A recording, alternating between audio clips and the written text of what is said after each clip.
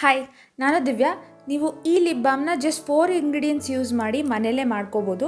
ಇದರಲ್ಲಿ ನಾವು just natural ಇಂಗ್ರೀಡಿಯೆಂಟ್ಸ್ನೇ use ಮಾಡಿದ್ದೀವಿ. ಯಾವುದೇ ರೀತಿ ಆರ್ಟಿಫಿಷಿಯಲ್ ಕಲರ್ಸ್ ಹಾಗೆ ಟಾಕ್ಸಿಕ್ ಕೆಮಿಕಲ್ಸ್ನ ಯೂಸ್ ಮಾಡಿಲ್ಲ.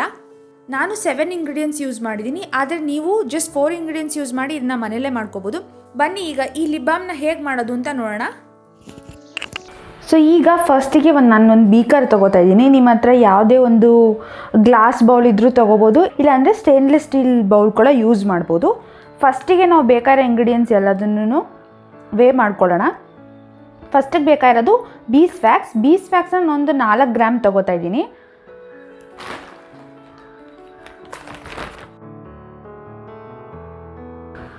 ಈಗ 4 ಗ್ರಾಮ್ಸ್ ಆಗಿದೆ. 54 ಇತ್ತು, ಈಗ 58 ಆಗಿದೆ. ನೆಕ್ಸ್ಟ್ ಬಂದು ಆಯಿಲ್ ತೊಗೊಳ್ಳೋಣ.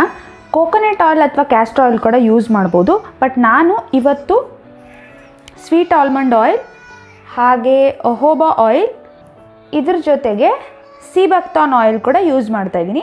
ಇದು ನ್ಯಾಚುರಲಿ ಆರೆಂಜ್ ಕಲರ್. ನಾವಿವಾಗ ನಮ್ಮ ಲಿಪ್ ಬಾಮ್ಗೆ ಇವತ್ತು ಯಾವುದೇ ಕಲರ್ ಯೂಸ್ ಮಾಡದಿರೋದ್ರಿಂದ ಇದು ನ್ಯಾಚುರಲ್ ಆಗಿ ಲಿಪ್ ಬಾಮ್ಗೆ ಕಲರ್ ಕೊಡುತ್ತೆ. ಇದು ಪಿಗ್ಮೆಂಟ್ ಲಿಪ್ಸ್ ಮೇಲೆ ಕಾಣೋದಿಲ್ಲ, ಜಸ್ಟ್ ಲಿಪ್ ಬಾಮ್ ಮಾತ್ರ ಒಂಚೂರು ಆರೆಂಜಿಶ್ ಕಲರ್ ಕೊಡುತ್ತೆ ಅಷ್ಟೇ. 3 ಥರ ಆಯಿಲ್ ತೊಗೊಳ್ಳೋದ್ರಿಂದ ಟೋಟಲ್ 12 ಗ್ರಾಮ್ಸ್ ತೊಗೋಬೇಕು. ನಾನು 3 ಆಯಿಲ್ನ 4 ಗ್ರಾಮ್ಸ್ ತೊಗೋತೀನಿ. ಈ 3ರಲ್ಲಿ ಯಾವ್ದು ಬೇಕಾದ್ರೂ ಒಂದೇ ಕೂಡ ಯೂಸ್ ಮಾಡ್ಬೋದು. ನಿಮ್ಮ ಹತ್ರ ಕೋಕೋನಟ್ ಆಯಿಲ್ ಅಥವಾ ಕ್ಯಾಸ್ಟರ್ ಆಯಿಲ್ ಇದ್ದರೆ ಅದನ್ನೇ ಯೂಸ್ ಮಾಡಿ. ಫಸ್ಟು ಸ್ವೀಟ್ ಆಲ್ಮಂಡ್ ಆಯಿಲ್ ತೊಗೋತಾ ಇದ್ದೀನಿ 4 ಗ್ರಾಮ್ಸ್. 4 ಗ್ರಾಮ್ಸ್ ತೊಗೋಬೇಕಿತ್ತು, 6 ಗ್ರಾಮ್ಸ್ ಆಯಿತು. ಅದರಿಂದ ಏನು ಮಾಡ್ತೀನಿ, ಬೇರೆ 2 ಆಯಿಲ್ನ ಸ್ವಲ್ಪ ಕಮ್ಮಿ ಮಾಡ್ಕೋತೀನಿ. ಈಗ ಹೊಹೋಬಾ ಆಯಿಲ್ನ 3 ಗ್ರಾಮ್ಸ್ ತೊಗೋಬೇಕು. ಓಕೆ, 3 ಗ್ರಾಮ್ಸ್ ತೊಗೊಂಡಿದ್ದಾಯಿತು. ಈಗ ಸೀಬಕ್ತಾನ್ ಆಯಿಲ್ ಕೂಡ 3 ಗ್ರಾಮ್ಸ್ ತೊಗೋತಾ ಇದ್ದೀನಿ. ಎಲ್ಲ ಆಯಿಲ್ಸ್ ತೊಗೊಂಡಿದ್ದಾಯಿತು. ನೆಕ್ಸ್ಟು ನಾವು ಇದನ್ನು ಡಬಲ್ ಬಾಯ್ಲರ್ ಮೆಥಡಲ್ಲಿ ಮೆಲ್ಟ್ ಮಾಡ್ಕೋಬೇಕು. ಈಗ ಯಾವುದಾದ್ರೂ ಪಾತ್ರೆಯಲ್ಲಿ ಒಂದು ಸ್ವಲ್ಪ ನೀರು ಹಾಕ್ಕೊಂಡು ಅದ್ರ ಒಳಗಡೆ ಈ ಗ್ಲಾಸ್ ಬೀಕರ್ನ ಇಟ್ಟು ನಾವು ಇದನ್ನು ಮೆಲ್ಟ್ ಮಾಡ್ತೀವಿ. ಇದನ್ನೇ ಡಬಲ್ ಬಾಯ್ಲರ್ ಮೆಥಡ್ ಅಂತ ಹೇಳ್ತಾರೆ. ಇವಾಗ ಇದನ್ನು ಮೆಲ್ಟ್ ಮಾಡ್ತಾ ಇದ್ದೀನಿ.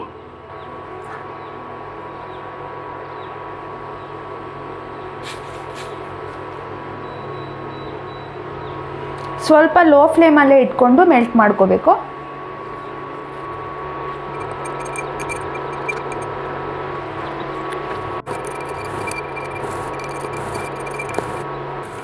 ಈಗ ಬೀಸ್ ವ್ಯಾಕ್ಸ್ ಮೆಲ್ಟ್ ಆಗಿ ಆಯಿಲ್ ಜೊತೆಗೆ ಚೆನ್ನಾಗಿ ಮಿಕ್ಸ್ ಆಗಿದೆ. ಇನ್ನು ಆಫ್ ಮಾಡ್ಕೊಳ್ಳೋಣ.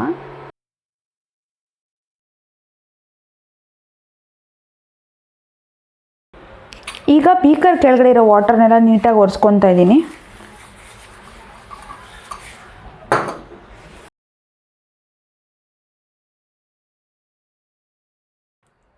ಈಗ ಇದು ಸ್ವಲ್ಪ ಕೂಲ್ ಡೌನ್ ಆದಮೇಲೆ ಎಸೆನ್ಷಿಯಲ್ ಆಯಿಲ್ ಹಾಗೆ ವಿಟಮಿನ್ ಇನ ಹಾಕ್ಕೊಳ್ಳೋಣ.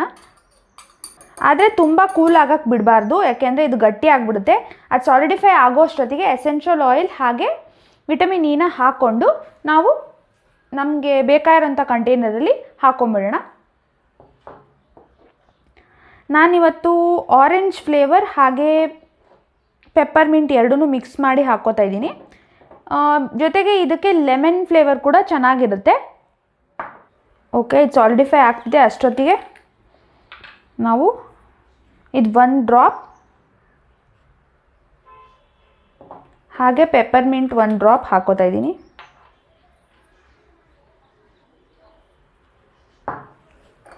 ಎಸೆನ್ಷಿಯಲ್ ಆಯಿಲ್ಸ್ ತುಂಬ ಸ್ಟ್ರಾಂಗ್ ಇರುತ್ತೆ ನೋಡಿ. ಇದು ಆಲ್ರೆಡಿ ಗಟ್ಟಿಯಾಗಿ ಹೋಗ್ತಾ ಇದೆ. ಬೇಗ ಮಿಕ್ಸ್ ಮಾಡಿಕೊಂಡು ನಾವು ಕಂಟೈನರಲ್ಲಿ ಹಾಕ್ಕೊಳ್ಳೋಣ.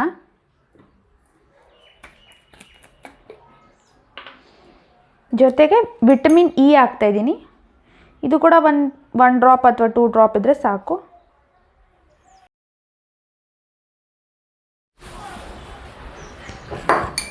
ನೀವು ನೋಡ್ತಿರ್ಬೋದು, ಇದು ಆಲ್ರೆಡಿ ಸಾಲಿಡಿಫೈ ಆಗ್ತಾ ಇದೆ. ಈ ಥರ ಆಯಿತು ಅಂದರೆ ಮತ್ತೆ ಹಾಟ್ ವಾಟರಲ್ಲಿ ಸ್ವಲ್ಪ ಹೊತ್ತು ಹಾಗೆ ಇಟ್ಕೊಂಡು ಮಿಕ್ಸ್ ಮಾಡಿ.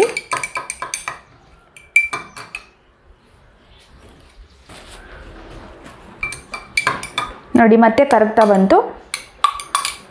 ನೀವು ಎಸೆನ್ಷಿಯಲ್ ಆಯಿಲ್ ಹಾಗೆ ವಿಟಮಿನ್ ಇ ಹಾಕೋಷ್ಟೊತ್ತಿಗೆ ಏನಾದರೂ ಸಾಲಿಡಿಫೈ ಆದರೆ ಬಿಸಿ ನೀರೇನು ಡಬಲ್ ಬಾಯ್ಲರ್ ಮೆಥಡಲ್ಲಿ ಯೂಸ್ ಮಾಡಿರ್ತೀವಲ್ಲ ಅದರಲ್ಲೇ ಒಂದು ಸತಿ ಇಟ್ಟರೆ ಒಂಚೂರು ಮತ್ತೆ ಮೆಲ್ಟ್ ಆಗುತ್ತೆ. ನಾವು ನಮಗೆ ಬೇಕಾಗಿರೋ ಕಂಟೈನರಲ್ಲಿ ಲಿಪ್ ಬಾಮ್ನ ಟ್ರಾನ್ಸ್ಫರ್ ಮಾಡ್ಕೋಬೋದು. ಇನ್ನೊಂದು, ಲಿಪ್ ಬಾಮಲ್ಲಿ ಯಾವುದೇ ರೀತಿ ನೀರು ಹೋಗದೇ ಇರೋ ಥರ ನೋಡ್ಕೊಳ್ಳಿ. ಇದು just oil based lip balm. So ಇದರಲ್ಲಿ ವಾಟರ್ ಕಂಟೆಂಟ್ ಹೋಯಿತು ಅಂದರೆ ಬೇಗ ಹಾಳಾಗುತ್ತೆ. ನೋಡ್ತಿರ್ಬೋದು ಆಲ್ಮೋಸ್ಟ್ ಮತ್ತೆ ಮೆಲ್ಟ್ ಆಗಿದೆ. ಇನ್ನೊಂದು ಚೂರು ಮೆಲ್ಟ್ ಆಗಕ್ಕೆ ಬಿಡ್ತೀನಿ. ಇದ್ರ ಕಲರ್ ಹಾಗೆ ಸ್ಮೆಲ್ ಸೂಪರಾಗಿ ಬರ್ತಾಯಿದೆ. ಇದು ಇವಾಗ ಚೆನ್ನಾಗಿ ಮಿಕ್ಸ್ ಆಗಿದೆ. ಇವಾಗ ಇದನ್ನು ನಾವು ಒಂದು ಕಂಟೈನರಲ್ಲಿ ಹಾಕ್ಕೊಳ್ಳೋಣ. ನಾನು 3 ಥರ ಕಂಟೈನರ್ ತೊಗೊಂಡಿದ್ದೀನಿ. ಒಂದು ಈ ಥರ ಮ್ಯಾಕರೋನಿದು ಕಂಟೈನರ್, ಇನ್ನೊಂದು ಈ ಥರ ಚಿಕ್ಕದು ಟ್ರಾನ್ಸ್ಪರೆಂಟ್ ಕಂಟೈನರ್, ಹಾಗೆ ಟ್ಯೂಬ್ ಈ ಥರದ್ರಲ್ಲಿ ಕೂಡ ಹಾಕೋಬೋದು. ಈ ಥರ 3 ಡಿಫ್ರೆಂಟ್ ಕಂಟೈನರ್ನ ನಾನು ತೊಗೊಂಡಿದ್ದೀನಿ. ನೋಡೋಣ ಎಷ್ಟು ಲಿಪ್ ಬಾಮ್ ಬರುತ್ತೆ ಅಂತ. ನಾವು ಫಸ್ಟು ಈ ಥರ ಟ್ಯೂಬಲ್ಲೇ ಫಿಲ್ ಮಾಡೋಣ. ಆಮೇಲೆ ಈ ಚಿಕ್ಕದ್ರಲ್ಲಿ ಫಿಲ್ ಮಾಡ್ಕೊಳ್ಳೋಣ. ಇದು ಬಂದು ನ್ಯಾಚುರಲ್ ಲಿಪ್ ಬಾಮ್. ನಾವು ಯಾವುದೇ ರೀತಿ ಟಾಕ್ಸಿಕ್ ಕೆಮಿಕಲ್ಸ್ ಅಥವಾ ಕಲರ್ಸ್ ಯೂಸ್ ಮಾಡಿಲ್ಲ. ಮತ್ತೆ ಸಾಲಿಡಿಫೈ ಆಗ್ತಾಯಿದೆ, ಅಷ್ಟರಲ್ಲಿ ಹಾಕ್ಕೊಂಬಿಡೋಣ. ಈ ಲಿಪ್ ಬಾಮ್ ಮಾಡಬೇಕಾದ್ರೆ ಸ್ವಲ್ಪ ಬೇಗ ಬೇಗ ಮಾಡಬೇಕಾಗತ್ತೆ, ಇಲ್ಲಾಂದರೆ ನೋಡಿ ಬೇಗ ಬೇಗ ಗಟ್ಟಿ ಆಗಿಬಿಡುತ್ತೆ ಅದು.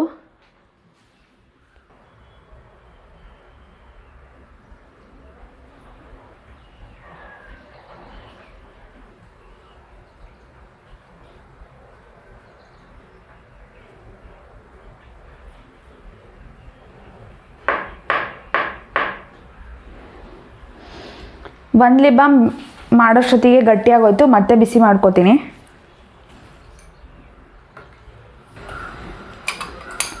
ಮತ್ತೆ ರೀಹೀಟ್ ಮಾಡಿದ್ದೀನಿ.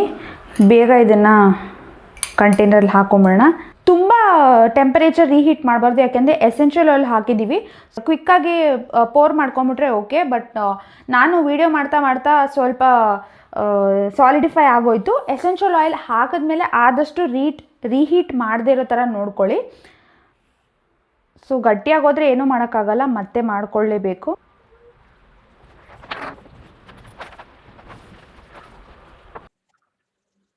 ನಿಮಗೆ ನೀವು ಮನೇಲಿ ಮಾಡಬೇಕಾದ್ರೆ 4 ಇಂಗ್ರೀಡಿಯೆಂಟ್ಸ್ ಏನೇನು ಬೇಕಾಗುತ್ತೆ ಅಂದರೆ ಬೀಸ್ವ್ಯಾಕ್ಸ್, ಕೋಕೋನಟ್ ಆಯಿಲ್ ಅಥವಾ ಕ್ಯಾಸ್ಟರ್ ಆಯಿಲ್, ಹಾಗೆ ವಿಟಮಿನ್ ಇ ಬೇಕಾಗುತ್ತೆ. ಕ್ಯಾಪ್ಸ್ಯೂಲ್ ಬರುತ್ತಲ್ಲ ಅದನ್ನು ಕೂಡ ಯೂಸ್ ಮಾಡ್ಕೋಬೋದು. ಹಾಗೆ ಒಂದು ಎಸೆನ್ಷಿಯಲ್ ಆಯಿಲ್. ಈ 4 ಇದ್ದರೆ ಈ ನ್ಯಾಚುರಲ್ ಲಿಪ್ ಬಾಮ್ನ ನೀವು ನಿಮ್ಮ ಮನೆಯಲ್ಲೇ ಈಸಿಯಾಗಿ ಮಾಡ್ಕೋಬೋದು. ಈಗ ಎಲ್ಲ ಲಿಪ್ ಬಾಮು ಆಲ್ಮೋಸ್ಟ್ ಡ್ರೈ ಆಗಿದೆ. ನೋಡ್ತಿರ್ಬೋದು ಎಷ್ಟು ಬ್ಯೂಟಿಫುಲ್ ಆಗಿದೆ ಅಂತ. ಇಲ್ಲಿವರೆಗೂ ವಿಡಿಯೋ ನೋಡಿದ್ದೀರಾ ಅಂದರೆ ನಿಮಗೆ ವಿಡಿಯೋ ಇಷ್ಟ ಆಗಿದೆ ಅಂತ ಅಂದ್ಕೊಂಡಿದ್ದೀನಿ. ಇಷ್ಟ ಆಗಿದ್ರೆ ಸಬ್ಸ್ಕ್ರೈಬ್ ಮಾಡ್ಕೊಳ್ಳೋದನ್ನ ಮರಿಬೇಡಿ. ಹಾಗೆ ನಿಮ್ಮ ಫೇವ್ರೆಟ್ ಲಿಪ್ ಬಾಮ್ ಫ್ಲೇವರ್ ಯಾವುದು ಅಂತ ಕಮೆಂಟ್ ಕೂಡ ಮಾಡಿ. ಈ ವಿಡಿಯೋ ನಿಮ್ಗೆ ಇಷ್ಟ ಆಗಿದ್ರೆ ಲೈಕ್ ಮಾಡಿ, ಹಾಗೆ ಸಬ್ಸ್ಕ್ರೈಬ್ ಮಾಡ್ಕೊಳ್ಳೋದನ್ನ ಮರಿಬೇಡಿ. ಹಾಗೆ